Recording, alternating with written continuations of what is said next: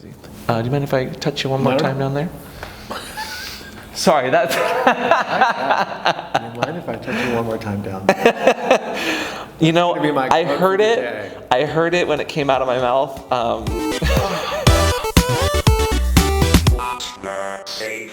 Hello! Hey. Welcome back to What's a Safe Word? I'm Amp. And I'm Ralph Bruneau, International Mr. Leather 2017. And today we're going to talk about everything queer, kinky, and mentally healthy. I'm no expert when it comes to mental health. I'd like to think I'm mostly sane. But Ralph, what do you do and what keeps you active and informed in that kind of area? I am a licensed mental health professional. I am actually an expert in mental health, and I'm a part of the LGBT community. I'm a part of the Kink community, and sort of use the expertise that I had for the broader benefit of our community, hopefully.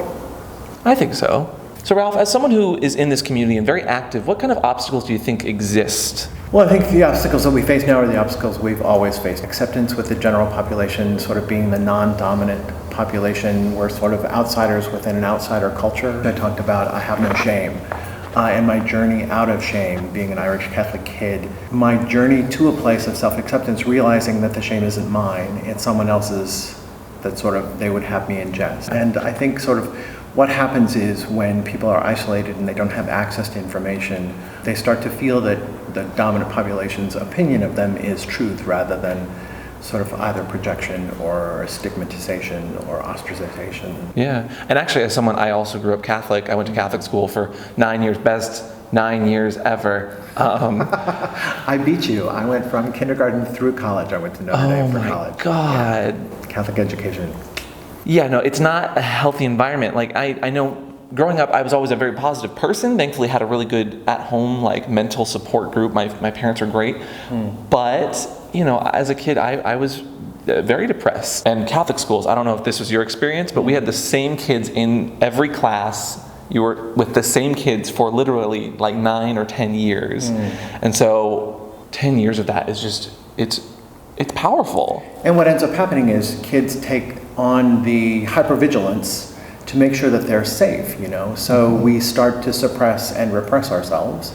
So we don't actually, you know, I think kink is all about self-expression and freedom, and we learn at an early age that that's not safe. So we start actually the process of suppressing and repressing, and that causes higher rates of suicide, that causes higher rates of chemical dependency, it causes depression, it causes anxiety, it causes social isolation, and those things are sort of, they become the mix, the environment in which we live. Of course, yeah, well, because all of these professionals that are telling us that, you know, well, queer people have higher rates of suicide and higher rates of alcohol abuse and drugs. Well, of course that's going to happen because you're forcing them into that narrative almost. Well, we live in a culture where it takes, I mean, you know, I'm 65, so it takes an awful lot of courage, it takes an awful lot of agency to be able to operate successfully in a world that thinks you're pathological. So, you know, I came from the AIDS crisis, from hospice work, from emotional support volunteering, but there were very few LGBT professionals at the time to help our population. So you go to an LGBT friendly or an LGBT clinician and you get told, you get reaffirmed instead of pathologized. It's a very different world. But yes, the environment in which we live co-creates the experience we're having. It's not that LGBT people are sick. LGBT people live in a world where we are told that we are different, therefore wrong. And that causes the problem. It's not an inherent problem. There's nothing wrong with us. Correct. We just live in a world that wants us to think that there is. And so the DSM, like you were saying, they rolled back homosexuality as a disorder. Well, the DSM, unlike the Bible, is a living document. It's changed over the course of time. It's changed by professionals' opinions as they evolve. So the diagnostic and statistical manual is what we use to assess and address pathology, so that we can actually have a language to speak to other mental health professionals to communicate what's going on. So ego-dystonic homosexuality is the thing that was sort of removed from the DSM in 1973. Ego-dystonic means basically that I'm gay, but I don't want to be gay. I'm unhappy that I'm gay. Well, in 1973, if you were gay, you were most likely unhappy. And so then, since then, there have been paraphilias that have been removed. There have been, you know, it's a living document. It keeps changing over time. With kink, for example, it's still against the law to punch somebody in London because it's inflicting physical pain. Whether it's consensual or not, it's still against the law. So we have a long way to go legally and medically to sort of accept consensual BDSM play. But ego-dystonic homosexuality was the first step. Anecdotally, the only reason it really got removed is because the head of the APA was gay. So when we ascended to power, we got to a position where we could change the rules. We become people who have a certain amount of professional and personal power, so we're able to change organically. It's why conversion therapy is, NCLR is doing a lot to change conversion therapy, because NCLR is a more powerful organization now. So we go state by state so that kids don't get mind fucked in 2018. But kids are still getting mind fucked. So conversion therapy is something that you speak out against. If you don't mind explaining just what it is on the books and why it's an awful thing. Conversion therapy is an age-old practice. It's basically just behavioral modification, and it's gruesome, and they do it to our kids. And it's essentially, they can do anything from shock therapy, they can do any kind of aversion techniques to try to train the body not to respond to what the body responds to. Conversion therapy is actually old school behavioral modification. So they can do anything from putting your hands in ice cubes to electrical shocks to your gonads. So they try to get you to go against your nature by using aversion therapy. It's a practice that's still happening. I was lucky enough to be asked to help clinicians and politicians get together in the state of California to get the first law on the books to get passed for conversion therapy. What we are trying to do is protect kids from professionals such as myself abusing their powers to hurt young children to try to change their gender identity or their sexual orientation. And it's happening, it's just very slow. And we cannot cross into religious territory, so pastoral counselors and churches can still do it. So when a parent thinks about sending their kid to some camp or some therapist who promises to change their sexual orientation, which cannot be done, they will think twice about it because it is illegal. But even if it quote unquote works, it's not. It doesn't. Every psychological and medical association has come out against the science. There's no science there. Correct. It cannot work. And even the president, I believe it was of Exodus, the president has even come out after the fact and said that he's still gay and he still has feelings, and 99% of the people that he's actually talked to have said that they still have tendencies and still are gay, even if it's something they are against. Yep. It doesn't work. No, it doesn't work, and it just wastes people's lives. This isn't something that minors go into wanting to do. This is something that their parents send them to do. So if we can make progress, which is why I'm spent my title year sort of going around the world talking about Born Perfect, so that people actually know this shit still exists. People are still practicing this barbaric mindfuck on our kids, our LGBT kids, the future generation of our world are being tortured by this practice, and we need to, as a community, stand up and protect them. There's a reason that kids that come out of families that are rejecting them and trying to get them in these camps, I think it's almost 9 times likely to commit suicide. Sure. And there's a reason for that, because they feel like they don't belong, they feel like they're outcasts in their own family, and it drives them just to think that there's something wrong with them. I'm a shrink, and we are trained to be in this old Freudian idea that somehow we are blank screens and not humans. And, we do live in this, the vestiges of this society that is so puritanical. And so those of us who make it our mission to talk about sexual health, to talk about freedom of expression, have limited access to do so without being punished somehow. I mean, to be fair, I work at a place where if you're not looking at a dick on your screen, like that, there's a problem. But where's that line? And does that affect people's sexual health, I guess, to bring it all back together? Of course it does. There's a way in which sort of the idea, what is the link between naturism and BDSM and leather? And to me, it's like we want to do this most intimate, most self-expressive thing, but we want to do it in the dark, with the lights out, under covers, in private, maybe even with our eyes closed.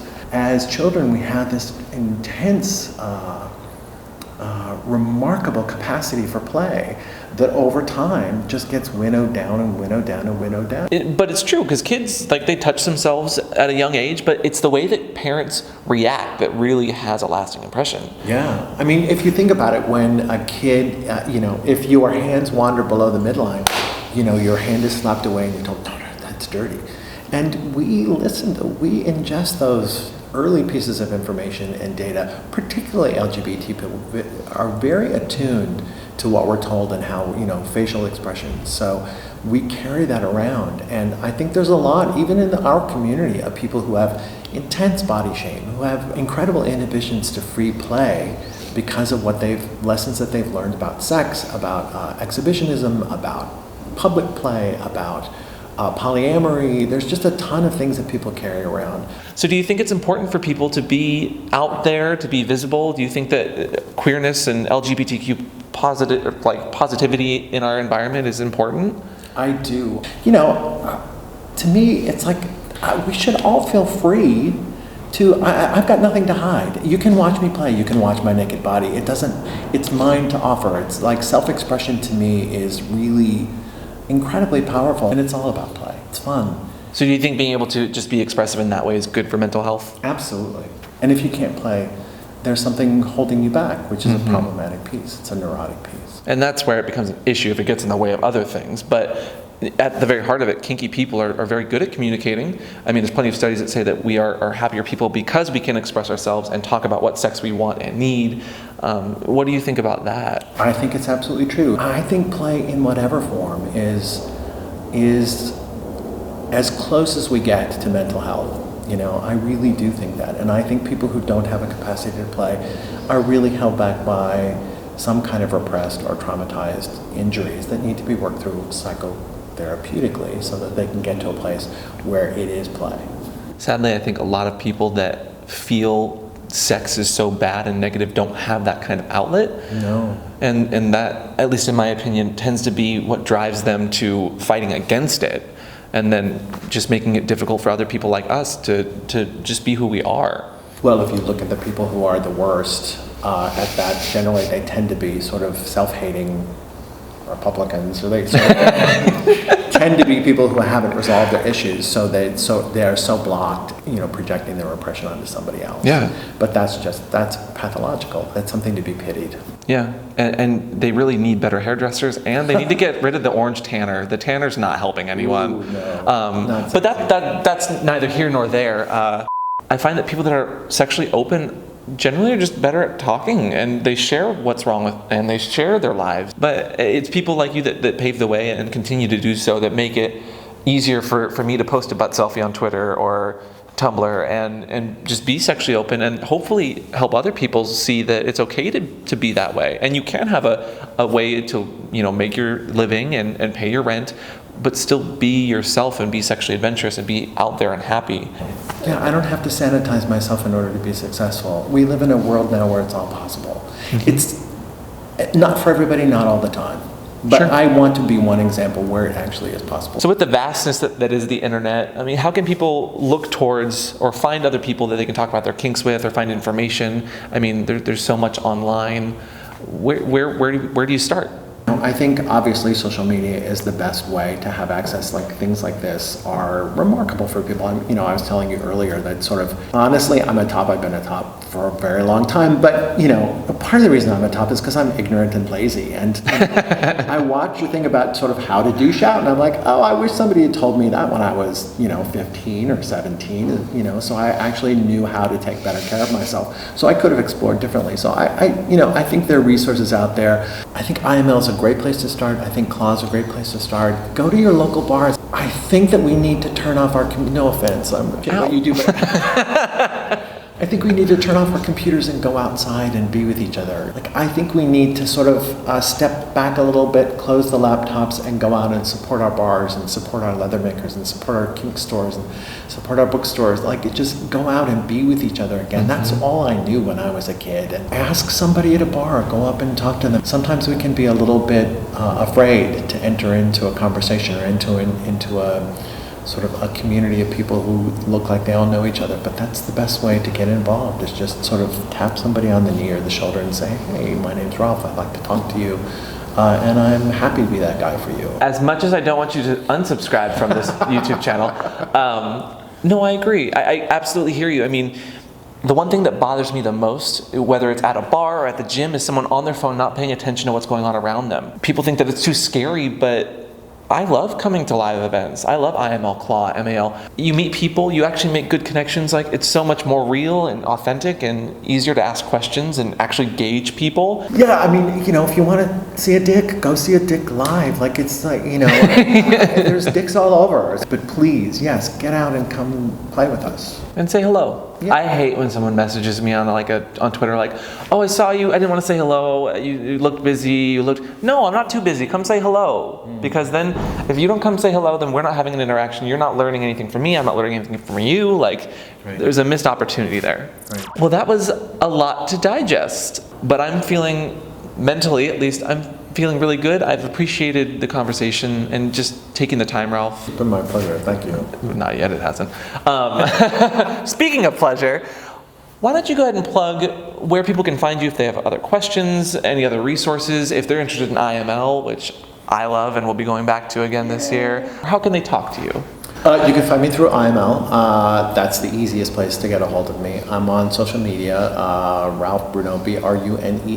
I did just want to say one thing, which is that I'm wearing a t-shirt with myself on the front, which makes me look like a vain motherfucker, and I'm really not. These shirts were made by Perviology, and all the proceeds go to Born Perfect. So my goal going into this year was to have enough money from my t-shirts, from my pins, from personal appearances to be able to hire one additional staff member for Born Perfect for 1 year of my life. We'll put that in the links below if that's appropriate. That would be awesome. Yeah. Thank you.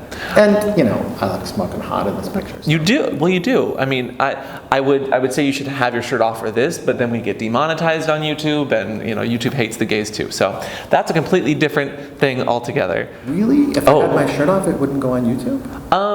So, sidebar. Because I almost wasn't going to wear my shirt. I would love if you weren't, but... So YouTube has this thing called demonetization. So like our channel is automatically flagged as something that is default demonetized. Because we cover things like sexual health and sex education.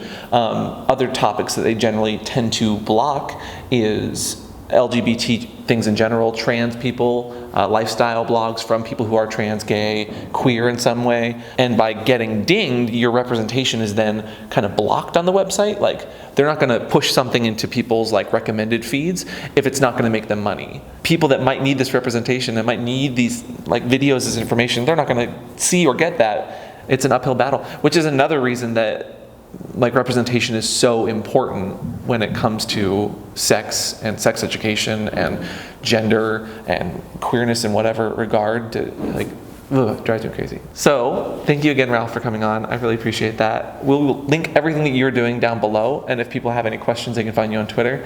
As the guest, though, we always do ask the guests what their safe word of the day is. What is your safe word today, Ralph? I just came back. Antwerp actually was from this legend where they cut off the guy's hand, and it's actually Hantwerp. So that's my safe word today, is Hantwerp. Okay, well, if you guys have any other questions, you can leave them down in the comments below. If you enjoyed these longer form talks, leave a like, and don't forget to subscribe, and we'll see you guys next time. Bye. Bye. What does AMP mean? What, is that short for something, or is that a... It was the first name that my very first daddy gave me years and years ago. I don't hate electroplay, I enjoy it, but like it's not my favorite. It's just a fun name that he liked. It's just a name that stuck. And it's too late now because I got Pup Amp on everything, so I can't change my brand. Like.